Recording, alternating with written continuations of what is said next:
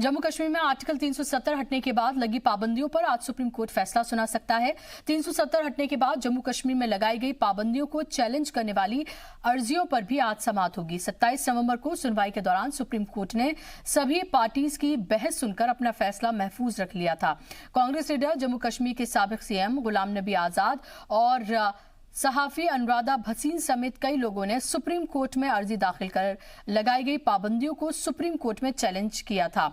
Justice NV Ramana, R Subhash Reddy और BR Gavai की bench ने अर्जियों पर समाअत करके फैसला महफूज रख लिया है। तो हम आपको बता दें कि फैसला महफूज रख लिया गया था और आज इस पर सुनवाई होनी है और आज इस पर फैसला सुनाया जाएगा। तमाम अर्जियों पर यह फैसला सुनाया जाना है। कश्मीर को लेकर जितनी भी अर्जियां दाखिल की गई हैं उसको लेकर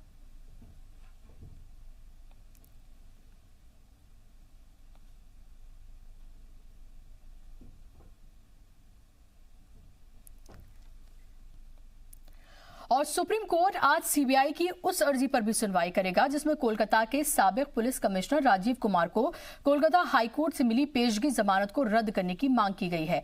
राजीव कुमार पर करोड़ों रुपए के सादा चिटफंड घोटाले में सबूतों के साथ छेड़छाड़ करने का इल्जाम है। सीजेआई शरद अरविंद बोबडे की कयादत वाली बेंच ने मामले की सुनवाई जुमेरात तक के लिए मुलतवी कर दी थी क्योंकि सॉलिसिटर जनरल तुषार मेहता महाराष्ट्र के गवर्नर भगत सिंह कोश्यारी की तरफ से अदालत में पेश हुए थे।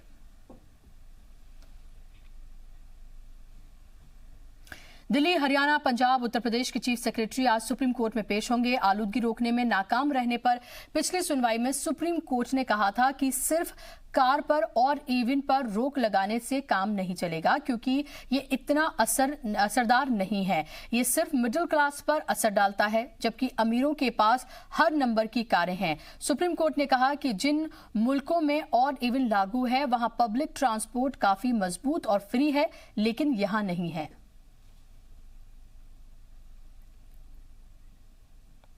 आईएनएक्स मीडिया मनी लॉन्ड्रिंग मामले में मुलजिम साबिक वजीर खजाना और कांग्रेस के सीनियर लीडर पी चिदम्बरम को सुप्रीम कोर्ट से राहत नहीं मिली है। चिदम्बरम की जमानत पर सुप्रीम कोर्ट ने फैसला महफूज रख लिया है। ईडी की जानिब से सॉलिसिटर जनरल तुषार मेहता ने जमानत अर्जी की मुखालफत की। ईडी ने कोर्ट को बताया कि इस मामले में पी चिदम्बरम के 12 खाते और कई इमलाक बैरून मुल्क में हैं।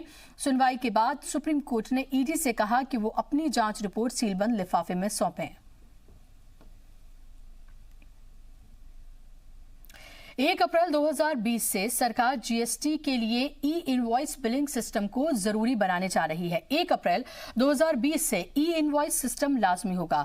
ये लाजमियत 100 करोड़ रुपए से ज्यादा के टर्नओवर वाली कंपनीज के लिए होगा और सिर्फ बिजनेस टू बिजनेस वाले लेन देन के लिए ही वैलिड होगा। इससे पहले सरकार 500 करोड़ रुपए से ज्यादा के टर्नओवर वाली कंपनीज के लिए 1 जनवरी 2020 से इसे रजाकाराना तौर पर नाफिज करेगी। इसके बाद 1 फरवरी को 100 करोड़ रुपए टर्नओवर वाली कंपनीज के लिए इसे नाफिज किया जाएगा।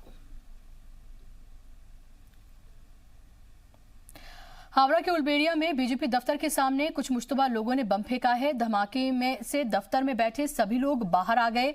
इसके बाद पूरे इलाके में कशीदगी का माहौल बन गया। बीजेपी का इल्जाम है कि तृणमूल ज़िमनी इंतखाबात में जीतने के बाद बीजेपी को डराने की कोशिश कर रही है। बंगाल में ज़िमनी इंतखाबात के नताइज के बाद तृणमूल और बीजेपी में कूच विहार के 1 नंबर ब्लॉक के मोयामारी में दोनों पार्टीज में झड़प हुई जिसके बाद सभी जख्मियों को कूच विहार के मेडिकल कॉलेज में दाखिल कराया गया है।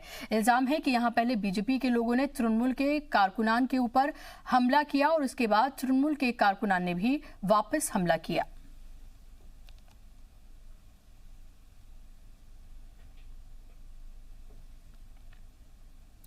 और इस वक्त की अहम खबर हम आपको बता दें, साध्वी प्रज्ञा से जुड़ी हुई मुतनाज़ बयान के लिए सफाई दे सकती है साध्वी प्रज्ञा को बीजेपी ने तलब किया है। पार्टी के कारगुजार सदर JP Nadda, general secretary Bhupendra Yadav और प्रहलाद जोशी के साथ साध्वी की मीटिंग है और हम आपको बता दें कि उनसे इस पूरे मामले को लेकर सफाई मांगी जा सकती है।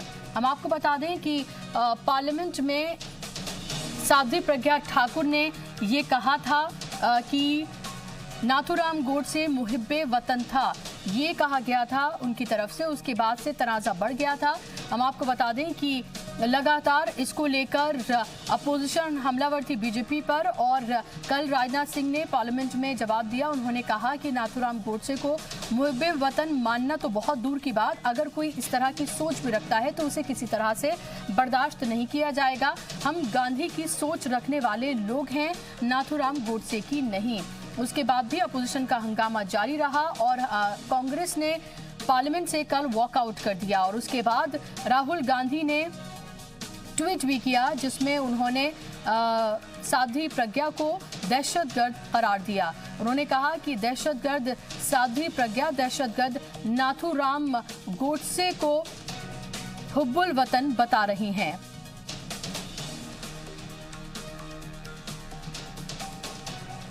तो मुतनाज़ बयान के लिए सफाई दे सकती है साध्वी प्रज्ञा और एक तरह से देखा जाए तो साध्वी प्रज्ञा लगातार इस तरह के बयान दे रही हैं। इलेक्शन जीतने से पहले लगातार जब उन्होंने कैंपेन की और जीतने के बाद लगातार उनके इसी तरह के मुतनाज़े बयान सामने आते रहते हैं। खबरों में आगे बढ़ेंगे। All India Muslim personal law board के मेंबर ज़फ़र जिलानी ने कहा है कि अयोध्या फैसले पर रिव्यू पिटीशन को लेकर हम अपने स्टैंड पर कायम है और सुन्नी वक्फ बोर्ड के फैसले का इस पर कोई असर नहीं पड़ेगा। वहीं उन्होंने कहा कि केस से जुड़े कई फरीकैन को धमकी मिल रही है। उन्होंने पुलिस पर भी धमकी देने का इल्जाम लगाया है। साथ ही उन्हें धमकी मिलने की बात को लेकर कहा है कि मुझे कोई धमकी नहीं मिली, ना ही कोई धमकी दे सकता है। All India Muslim personal law board का फैसला है कि वो रिव्यू पिटीशन में जाएंगे और सुन्नी वक्फ बोर्ड ने जो अपना फैसला किया था उसका कोई असर all India Muslim personal law board के डिसीजन पर नहीं पड़ता। हमारे साथ बात करने के लिए उस मामले के all India Muslim personal law board के सचिव और वकील ज़फ़र जिलानी साहब हैं।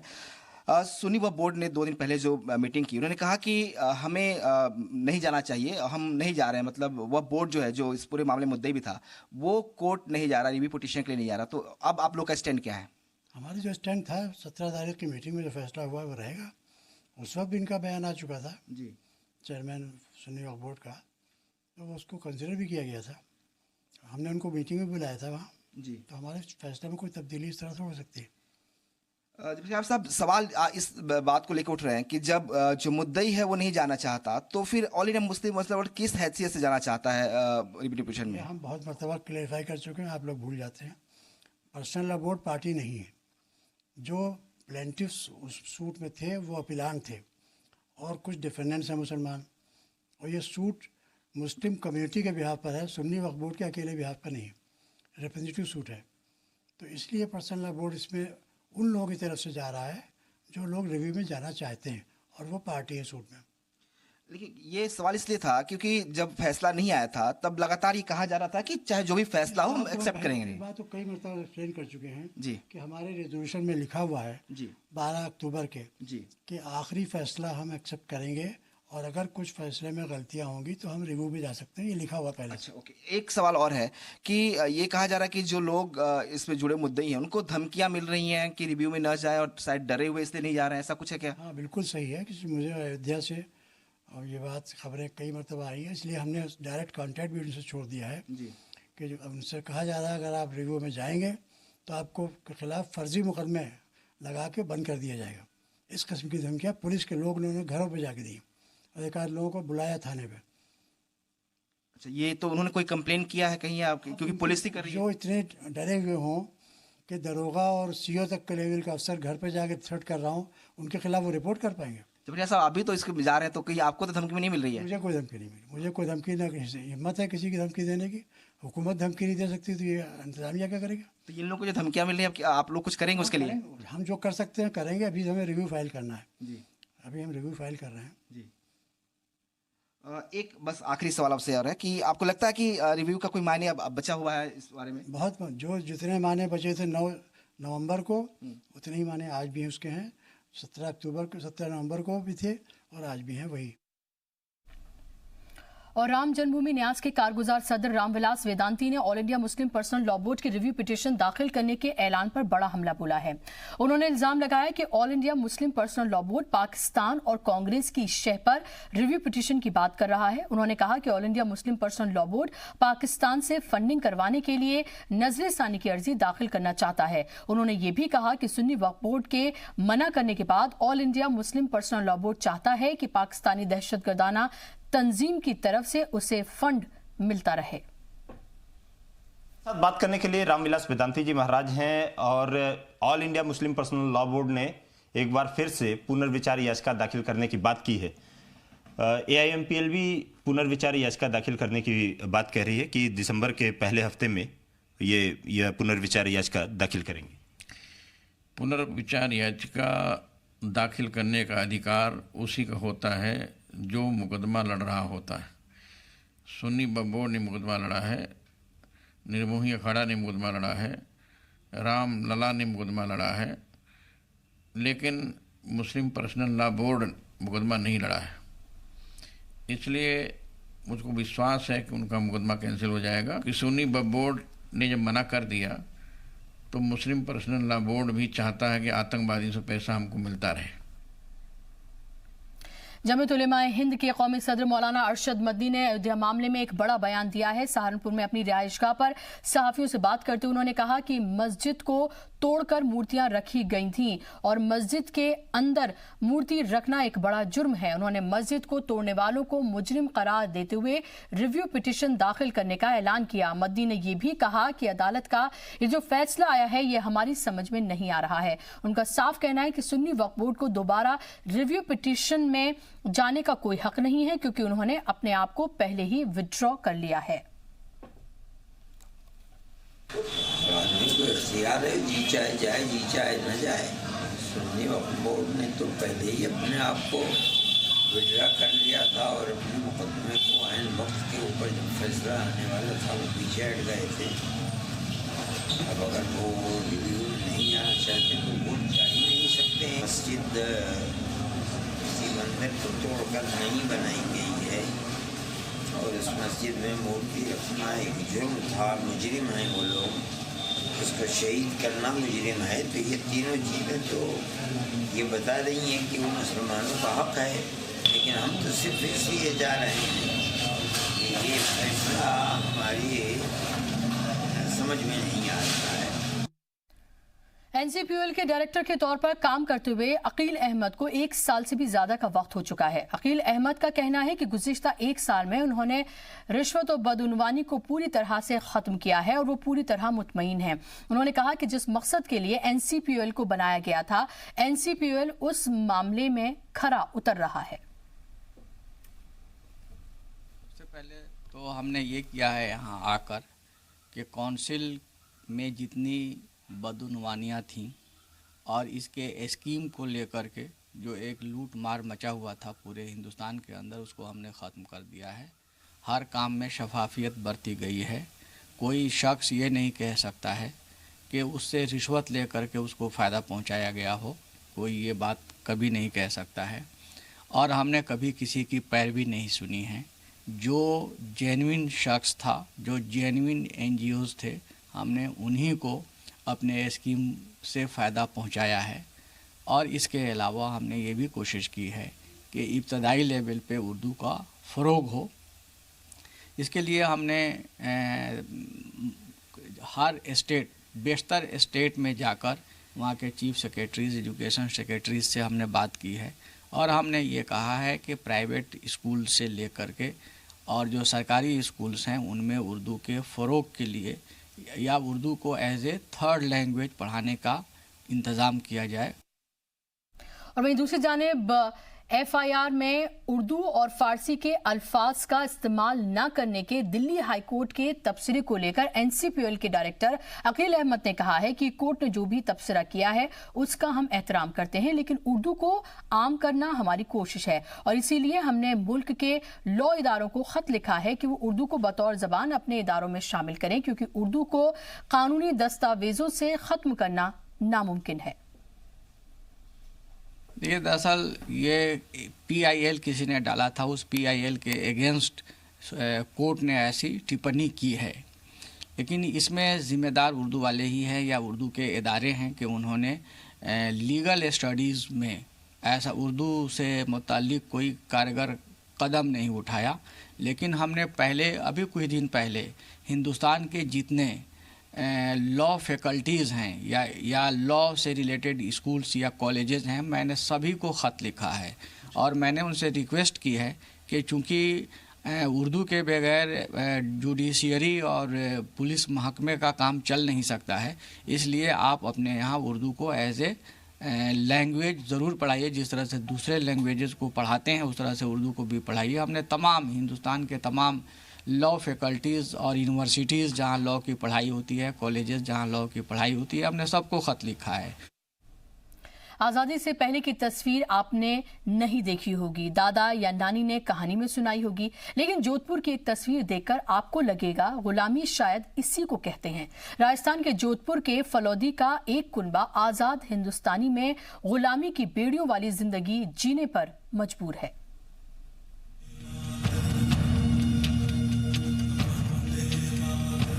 हमारा मुल्क यूं तो 1947 में ही आज़ाद हो गया था। आज़ाद हो गया जर्रा जर्रा, आज़ाद हो गई थी गुलामी और जुल्म की हर दास्तां। लेकिन इसी आज़ाद मुल्क में एक कुनबा आज भी गुलामी की जिंदगी जीने पर मजबूर है। इनसे मिलिए, ये है जोधपुर जिले के फलोदी के रहने वाले अलाउद्दीन और उसके कुनबे की जिंदगी अब इस तारबंदी के साए में बीतती है, क्योंकि जमीन माफिया और शहजोरों ने इनकी जिंदगी में ये तारबंदी कर दी है। इस कुनबे के बाहर आने और जाने के सभी रास्ते जमीन माफिया ने मजदूद कर दिए हैं। कोई शिकायत की? शिकायत हमने की है सरकार में। अब सरकार कब आए, कब आंखें खुले सरकार की और आए करके इसको हटाए। सबको शिकायत सबको की हुई है, किसी को बाकी नहीं छोड़ा है। बच्चे कब से स्कूल नहीं जा रहे हैं? ये 10 दिन हो गए साहब, 10-15 दिन हो गए। जालियाँ कर दनी आ गई, जालियाँ हो गई, अब रास्ता बंद हो गया। पहले 10 दिन पहले पानी आया था टैंकर का, अब पानी टैंकर का है ही नहीं। थोड़ा पानी है, आप देख सकते हैं। लोगों ने धमकियाँ देते हैं कि अगर किसी को कह दिया तो मार डालेंगे। मस्जिद जाने के लिए कोई रास्ता नहीं। आसपास सरकारी जमीन पर जमीन माफिया रातों रात तारबंदी करके हजारों बीघा जमीन पर गैर कानूनी कब्जा कर रहे हैं। मुखालिफत करने पर जमीन माफिया जान से मारने की धमकी देते हैं। घर के बाहर चौतरफा तारबंदी से अलाउद्दीन का कुनबा ना तो शहर जा सकता है, ना ही खुदा की इबादत के लिए मस्जिद। आलम यह है कि तारबंदी की वजह से बच्चे भी स्कूल नहीं जा पा रहे हैं। तारबंदी की वजह से अब अलाउद्दीन के पास पीने का पानी तक नहीं है। मुतासिर कुनबे ने कई बार मकामी इंतजामिया से जमीन माफिया के कैद खाने से आजाद कराने की अपील की, लेकिन इंतजामिया की जानिब से कोई कार्रवाई नहीं हो पाई। जमीन माफिया से बचकर किसी तरह मुतासिर कुनबे को तारबंदी फांद कर बाहर जाना पड़ता है, जो बेहद ही खतरनाक है। 21वीं सदी में हिंदुस्तान की यह तस्वीर काफी खौफजदा करती है। जी मीडिया के लिए जोधपुर से अरुण हर्ष की रिपोर्ट। हिंद और पाक दोनों ममालिक के अवाम एक दूसरे की जेलों में किसी न किसी वजह से कैद है, फिर चाहे वो अपनी सजाएं पूरी कर चुके हों या दोनों ममालिक की तलखी का शिकार हो गए हों। इसी सिमत में 16 साल बाद पाक की जेल से मलेरकोटला के गुलाम फरीद भी वापस वतन लौटे हैं।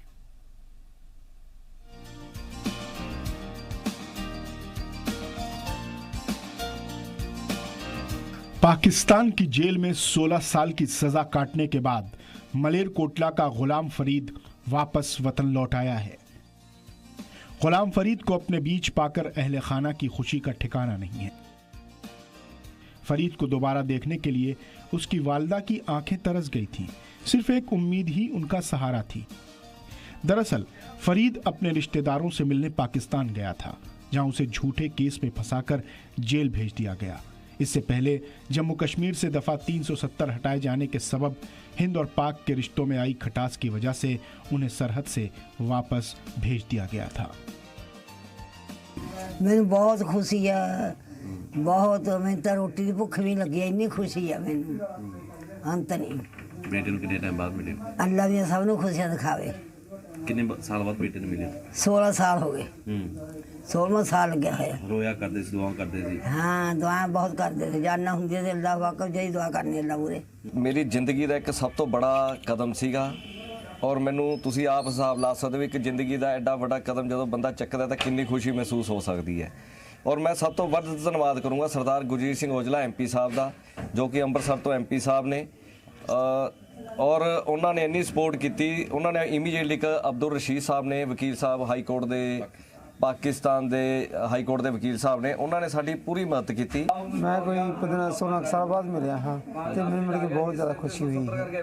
ਕਿਵੇਂ ਜੇਲ੍ਹ ਤੋਂ ਬੰਦ ਕੀ ਕਰਨ ਗਿਆ ਸੀ ਪਾਕਿਸਤਾਨ ਅਸੀਂ ਮੈਂ ਇਸ ਤਰ੍ਹਾਂ ਮਿਲਣ ਗਿਆ ਸੀ ਤੇ ਉਹਨਾਂ ਨੇ ਕੋਈ ਕੇਸ ਪਾ ਕੇ ਮੈਨੂੰ ਅੰਦਰ ਕਰ ਦਿੱਤਾ ਤੇ ਮੈਨੂੰ ਉਹਨਾਂ ਨੇ ਰਿਹਾਈ ਮਿਲੀ ਹੈ ਤੇ मैं बड़े खुशी हाँ। गुलाम फरीद की वालिदा की यही दुआ है कि दोनों मुल्कों की जेलों में सजा काट रहे बेकसूर लोगों की जल्द रिहाई हो। जी मीडिया के लिए संगरूर से कीर्ति पाल की रिपोर्ट। जम्मू कश्मीर में पिछले बर्फबारी ने पिछले 60 साल का रिकॉर्ड तोड़ दिया है। महकमा मौसमियात के मुताबिक नवंबर के महीने में कश्मीर में ऐसी बर्फबारी हुई है काफ़ी सालों के बाद। पिछले 2 दिन से शदीद बर्फबारी और बारिश जारी है। वहां पर बर्फबारी की वजह से नेशनल हाईवे 44 बंद हो गया है। हाईवे बंद होने से करीब 2000 गाड़ियां हाईवे पर फंस गई हैं।